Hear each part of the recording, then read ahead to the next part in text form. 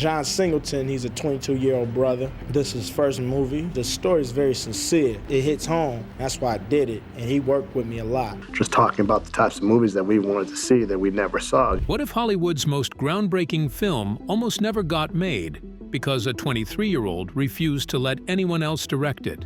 What if the father in the movie was only 7 years older than his on-screen son?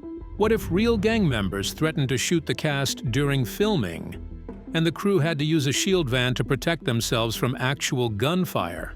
Most people think they know Boyz n the Hood. They've watched it, they've quoted it, and cried during that scene. But the behind-the-scenes secrets of this 1991 masterpiece? They're absolutely mind-blowing. It's stranger than fiction and more dramatic than the movie. John Singleton's directorial debut didn't just change cinema. It shattered records and broke down barriers that Hollywood had kept locked for decades. And what happened during production? That's a story that will completely shock viewers who thought they knew. The 7-year age gap. Here's the crazy part that most fans never figured out. Lawrence Fishburne, who played Furious Styles, the wise, experienced father figure, was only 7 years older than Cuba Gooding Jr., who played his son Trey. 7 years. In the movie, Furious is a seasoned dad, but in reality, Fishburne was 29 while Gooding was 23. I know you ain't bring me no swine, did you? Nah, Miss Baker told me to bring you a plate. Brenda, huh? Yeah. This is talking about movie magic at its finest. Despite this impossibly small age gap, Fishburne projected such maturity, such gravity, such fatherly wisdom that audiences never questioned it. His performance was so powerful that he convinced the world he could be a father figure to someone barely younger than him. The mother-son age gap was even closer. Angela Bassett, who played Trey's mother Reva Devereaux, was only 10 years older than Cuba Gooding Jr. in real life. 10 years. That means when she's playing his mother in flashback scenes where Trey is 10 years old, Bassett would have only been 20 when her character supposedly gave birth. That's really none of your business. But since you asked, I am employed and I'm studying to receive my master's degree. The film never explicitly states Reva's age, but the implication is clear. She was a young mother trying to do her best. Still, the age gap was so narrow, you'd hardly guess they were playing mother and son offset. Tyra Farrell's impossible casting.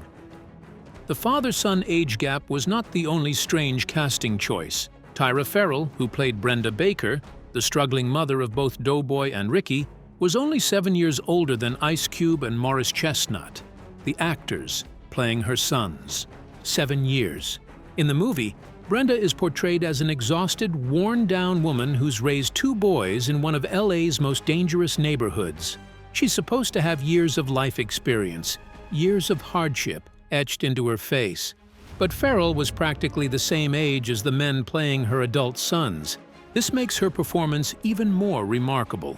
Farrell didn't just play a tired mother, she became one, convincing everyone that she'd lived through decades of struggle, despite being in her early 30s.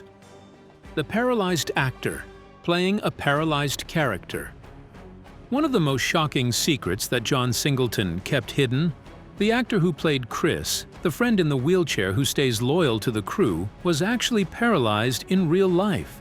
Reg Green, who portrayed Chris, wasn't acting when he appeared on screen in a wheelchair. Years before Boyz n the Hood, Green had been shot and paralyzed from the waist down in real life. Singleton cast him specifically authenticity, and Green brought a lived reality to the role that no able-bodied actor could have faked. Oh, shit. What up, G? Trey loving him back. Yo, what's up, Trey? This commitment to realism showed Singleton's refusal to let Hollywood sanitize the Hood. He wanted real people and real pain on screen. The 23-year-old who demanded to direct. John Singleton was fresh out of USC Film School, just 23 years old, when he wrote the screenplay for Boyz n the Hood. He had 0 feature film directing experience. But when Columbia Pictures offered to buy his script, Singleton did something insane. He refused to sell it unless he directed the film himself. Studio executives offered him 6 figures for the screenplay, a fortune for a broke film school graduate. but Singleton turned it down flat. "I wasn't going to have somebody from Idaho or Encino direct this movie," he later explained. "It's my story. I lived it." He negotiated hard, sat in meetings with studio chiefs, and essentially demanded they let him direct his own screenplay despite having no experience whatsoever. And somehow, miraculously, it worked. Columbia Pictures gave him $5.7 million and let him make the movie. The youngest and first. That gamble paid off in a way nobody could have predicted. When Boyz n the Hood premiered and earned Academy Award nominations, John Singleton made history twice in a single moment. At age 24, he became the youngest person ever nominated for Best Director at the Oscars, a record that still stands today, more than 30 years later. He became the youngest ever and first Black nominee for Best Director at the Oscars for his movie Boyz n the Hood. And he became the first African-American filmmaker ever nominated in that category. Ice Cube's terrible auditions. Despite being one of the most famous rappers in America as part of NWA, Ice Cube bombed his auditions for Boyz n the Hood so badly that Singleton nearly didn't cast him. The role of Doughboy was written specifically for Ice Cube. Singleton had him in mind from the beginning, but when Cube auditioned, he was stiff, unconvincing, and couldn't act. Man, pick Chris up. Punk might start tripping. That's the food print shop. Singleton was dying inside. He knew Cube was perfect for Doughboy, but the studio executives watching the auditions were ready to reject him. So Singleton did something desperate. He sent Cube home with the script and told him, "Read this. Really read it. Understand these characters. You have one more shot." Cube went home and had an epiphany. Damn, they're actually going to make a movie about how we grew up. I didn't know How We Grew Up was even interesting enough to be a movie. When he came back for his second audition, everything changed. He understood the characters, understood the world, and delivered a performance that secured his role and launched his entire acting career. The studio didn't know who Ice Cube was. Here's the completely insane part. Columbia Pictures had no idea that Ice Cube was a member of NWA, one of the most controversial and famous rap groups in America. NWA had released "Fuck the Police" and "Straight Outta Compton." They were constantly in the news for their inflammatory lyrics and conflicts with law enforcement. The FBI had even sent them a warning letter. But somehow the studio executives greenlighting Boyz n the Hood didn't know any of this. They just saw a young man auditioning for a role. They had no idea they were casting someone who'd already become infamous in Black communities across America. If they'd known, they might have been too scared of the controversy to approve him. Casting because they showed up first. John Singleton has admitted that Cuba Gooding Jr. and Morris Chestnut were cast in their star-making roles for the simplest reason imaginable. They were the first ones who showed up to auditions. That's it. No extensive casting search, no weeks of callbacks. They walked in early, auditioned well, and got the parts that would define their careers. The Pee Wee's Playhouse Connection. Before Boyz n the Hood, John Singleton was working as a production assistant and security guard on the children's show Pee Wee's Playhouse. And who else was hanging around that set? Lawrence Fishburne, playing Cowboy Curtis. Singleton gave Fishburne his screenplay to read, asking for feedback. 5 years later, when the movie finally went into production, Fishburne was cast as Furious Styles. A chance encounter on a kids' show led to one of the most powerful father-son dynamics in cinema history. Filming in sequence and learning as he went. Boyz n the Hood was shot completely in sequence, which is incredibly rare in film production. Most movies jump around, filming scenes out of order for logistical reasons, but Singleton insisted on filming chronologically. Why? Because he was learning how to direct while making the movie. He openly admitted, as the movie was going along, "I was learning how to direct. As it becomes more intense in the third act, the camera work is more fluid, because I'm getting better and better." You can see his improvement as the film's cinematography gets more confident. He was literally figuring out filmmaking in real time. The "I'm getting better" Easter egg. To acknowledge his growing confidence, Singleton added a meta-line of dialogue to the script. When Furious cuts Trey's hair in the film, he says, "I'm not getting old, I'm getting better." I'm getting old. Yeah. No. I'm getting better, young brother. That line is Singleton talking about himself as a director. It's a hidden message about his own journey, embedded in his father figure character's dialogue. Actors never knew when guns would fire. To achieve maximum authenticity, John Singleton never told his actors when gunshots were going to be fired during filming.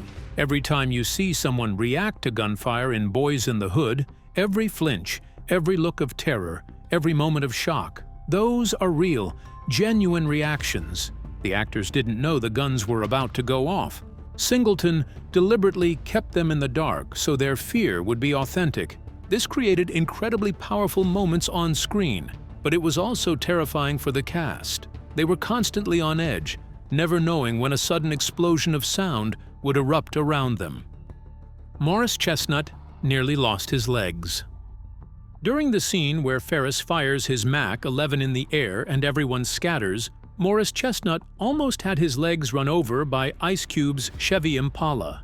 As Ricky runs toward Trey's car, Chestnut accidentally slipped and fell on the street, exposing his legs to the path of the speeding car. He scrambled out of the way, narrowly avoiding a catastrophic injury that could have ended his career. Singleton loved the shot so much. The slip looked so real, so panicked, that he kept it in the final cut. What you're watching in that scene is a near disaster that almost destroyed the film. The squibs made filming nerve-wracking. Morris Chestnut has described filming Ricky's death scene as very nerve-wracking because of the squibs, mini explosives strapped to his body under his white shirt. These devices create the illusion of gunshot wounds by exploding fake blood on impact.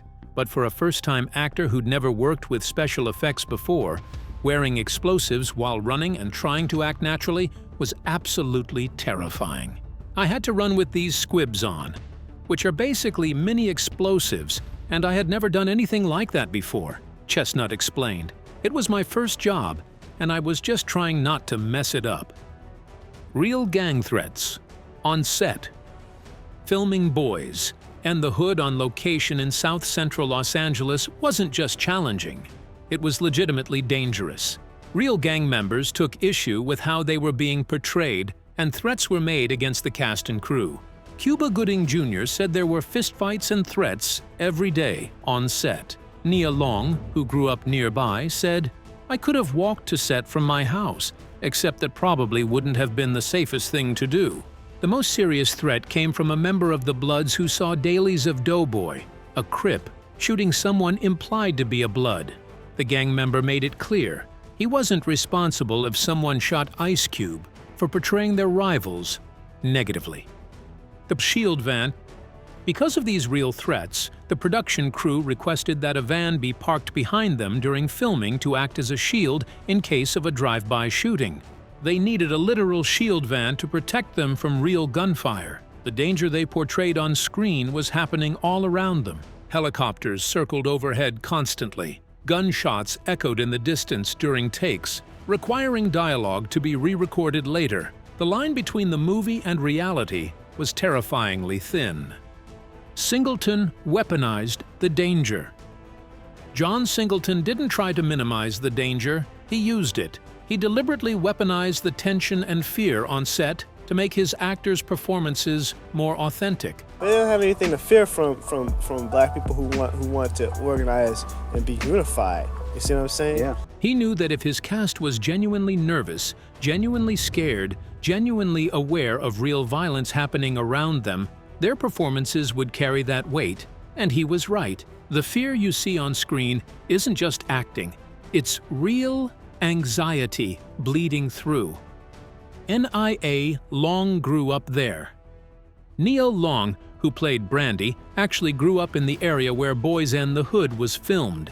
She knew exactly what it was like to hear gunshots at night, to navigate gang territories, to live with constant danger. "It was important as a young actor to me that this feels real," she said, "because I knew what it was like to go home from school and hear gunshots at night." Her authenticity wasn't researched or studied. It was lived experience brought directly to the screen. The racist black cop was real. Officer Coffee, the abusive, self-loathing black police officer who threatens Trey, wasn't a fictional creation. He was based on a real cop that John Singleton encountered as a teenager. Scared now. I like that. That's why I took this job. Singleton included this character specifically to show that systemic racism and police brutality aren't always about skin color. Sometimes black officers perpetuate the same violence against their own communities. He thought it was vital to show this uncomfortable truth. The NW, members who weren't cast. Singleton initially wanted to cast members of Ice Cube's rap group, NWA, to play Doughboy's crew in the film. It would have been perfect. Real friends playing fictional friends. Authentic chemistry already built in. But there was one massive problem. Ice Cube had left NWA in December 1989 due to a bitter financial dispute. The breakup was hostile, with diss tracks flying between Cube and his former bandmates, including Eazy. The tension was so severe that Singleton actually included a scene where someone wearing an Eazy-E t-shirt gets beaten up, a not-so-subtle dig at Cube's rival. Needless to say, none of NWA's other members appeared in the film. The original title. When Singleton first conceived the film as part of his film school application in 1986, it wasn't called Boyz in the Hood. The original title was Summer of '84. The story evolved significantly over the years, but the core remained, a coming-of-age tale about young men trying to survive in South-Central L.A. The title change came later, inspired by the Eazy-E song Boyz in the Hood, which, ironically, was written by Ice Cube. Stand By Me was a major influence. Singleton was heavily influenced by the 1986 film Stand By Me when writing Boyz in the Hood. That influence shows up in two specific ways. First, the early scene where four young boys take a trip to see a dead body is directly inspired by Stand By Me's central journey. Second, the closing fade-out of Doughboy's image at the end is modeled after how Stand By Me ends. Singleton took the structure of a classic coming-of-age story and transplanted it into South-Central LA, showing that these universal experiences happen everywhere, not just in small-town white America. Singleton's cameo as the mailman. John Singleton makes a cameo appearance in his own film as a mailman during the scene where Ricky and Doughboy fight in the front yard. It's a blink-and-you'll-miss-it moment, but it's there. The 23-year-old director making a brief appearance in the groundbreaking film that would define his legacy forever. Singleton cried writing the ending. In his DVD commentary, Singleton admitted that he cried while writing Doughboy's final monologue, the scene where Doughboy says, either they don't know, don't show, or don't care about what's going on in the hood. Either they don't know, don't show, or don't care about what's going on in the hood. That line came from Singleton's deepest frustration with how America viewed black communities. It wasn't just dialogue, it was his personal rage and sadness poured onto the page. Ice Cube struggled with crying scenes. Ice Cube has said that the scenes where Doughboy is supposed to cry were the hardest for him as an actor, because he was used to burying his emotions. As a rapper, he'd built his entire persona on being hard, unbreakable, emotionally detached. But Singleton pushed him to be vulnerable, to let the pain show. Those moments where you see Doughboy's facade crack? That was Ice Cube fighting against his own instincts, forcing himself to feel. The emotional toll on the cast. The emotional intensity of filming took a serious toll on everyone involved. Cuba Gooding Jr. once punched a hole in a wall during an especially emotional day, and the crew had him sign it as a memento. Nia Long said that after filming the scene where Trey punches the air in frustration, she left the set and cried outside. Lawrence Fishburne admitted he cried while reading the script for the first time. This wasn't just a job for these actors. It was an emotionally devastating experience that stayed with them. The theater violence and controversy. When Boyz in the Hood was released, violence erupted at theaters across America. Around 21 theaters pulled the film after opening night incidents left 2 moviegoers dead and more than 30 injured. Some blamed the film for inciting violence. Film critic Roger Ebert was cited in Jet magazine as reporting that actor Mickey Rourke blamed malicious directors like Spike Lee and John Singleton for instigating the LA riots. But Singleton vehemently rejected this narrative. He maintained that the film was a reflection of real life, not a cause of violence. He personally witnessed potential gang conflicts at screenings and tried to have security intervene. I said give me my brother's ball back before what? What's your fat ass going to do? The violence, he argued, proved his point. This is what life was actually like in these communities, and people needed to see it. So there you have it, 28 secrets. From the age gaps to the real gang threats, the making of this film was as dramatic as the movie itself. John Singleton didn't just make a movie. He broke barriers, shattered records, and forced Hollywood to pay attention to stories it had ignored for decades. At 24 years old, he became the youngest and first African-American Best Director nominee in Oscar history, a record that stands to this day. But what do you think? Was it right to film in such dangerous conditions? Should Columbia Pictures have given a 23-year-old with zero experience $5.7 million to make his first movie? Did the small age gaps between actors hurt or help the film's authenticity?